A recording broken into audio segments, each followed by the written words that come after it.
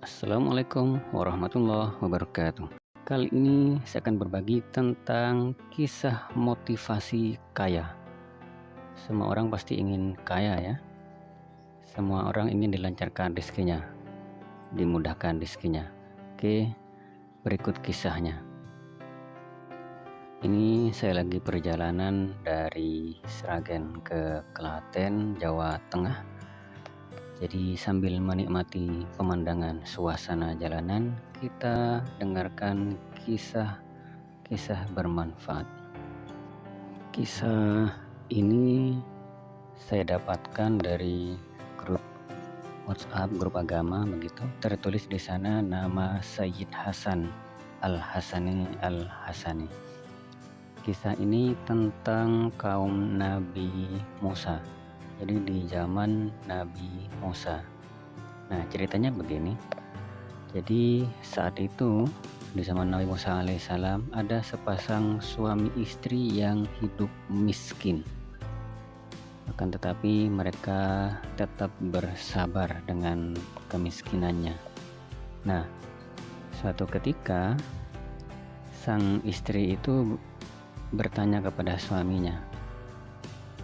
Kata beliau pada suaminya, "Wahai suamiku, bukankah Nabi Musa itu seorang nabi yang bisa berbicara dengan Tuhannya?"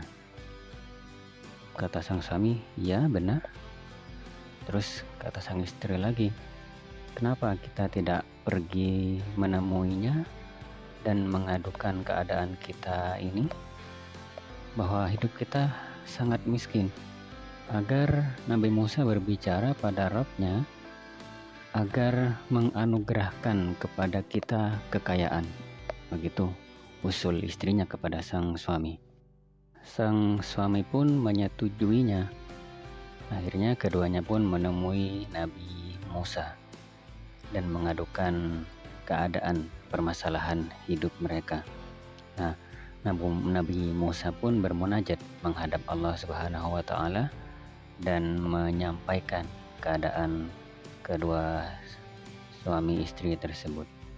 Lalu Allah Subhanahu wa taala pun berfirman kepada Nabi Musa, "Wahai Musa, katakanlah kepada mereka, aku akan memberikan mereka kekayaan, tetapi kekayaan itu akan aku berikan hanya setahun saja, dan setelah setahun aku akan mengambil kekayaan tersebut." Jadi Allah hanya memberi kekayaan selama setahun saja kepada sepasang suami istri tersebut. Berarti setelah itu akan kembali miskin lagi. Nah, Nabi Musa pun menyampaikan kepada mereka bahwa Allah akan memberi mereka kekayaan selama setahun. Mereka pun menerima kabar tersebut dengan bahagia. Tidak masalah meskipun hanya setahun. Nah, beberapa hari berikutnya rezeki pun turun.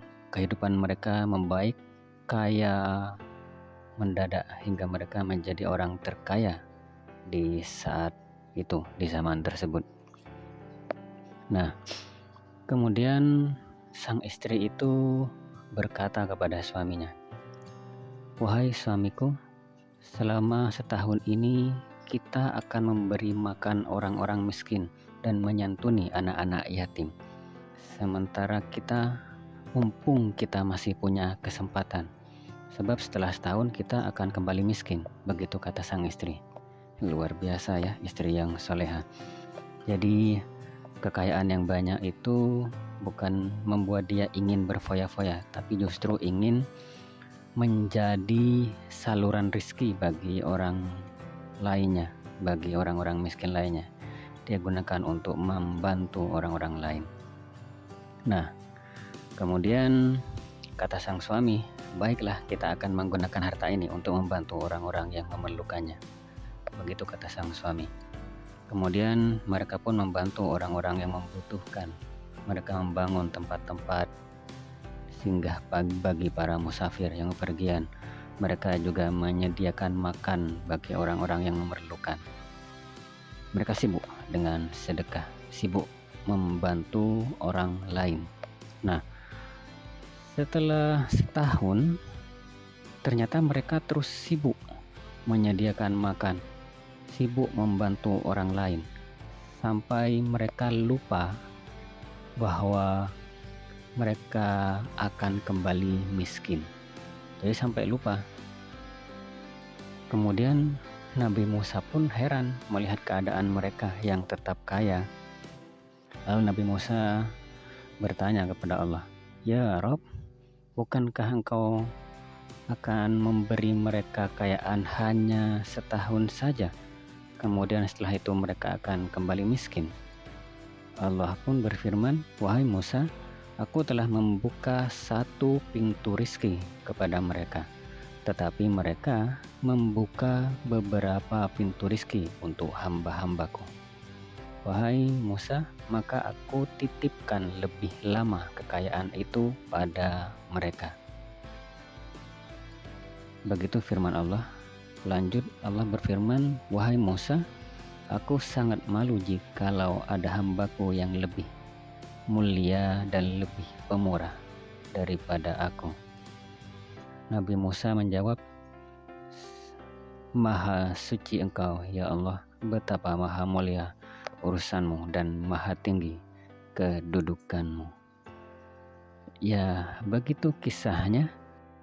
Di dalam kisah ini tertulis nama Sayyid Hasan Al-Hasani Al-Hasani.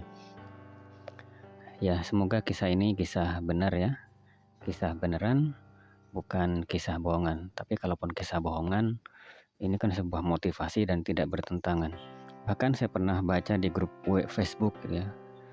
Kalau nggak salah grup peternak, itu ada salah satu peternak itu yang bercerita. Katanya dulu itu ternaknya tidak berkembang. Kemudian dia mencoba buka lowongan banyak karyawan begitu.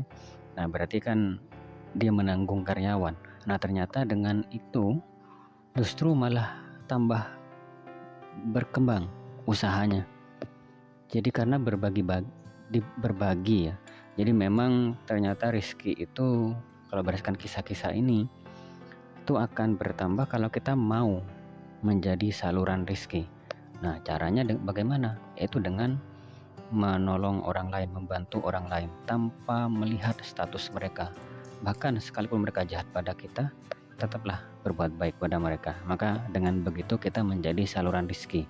Seperti firman Allah dalam kisah ini, maka kita akan diberi lebih banyak lagi, dititipi harta lebih banyak lagi. Oke, demikian kisah dari saya. Semoga bermanfaat. Oke, sekian dari saya. Assalamualaikum warahmatullahi wabarakatuh.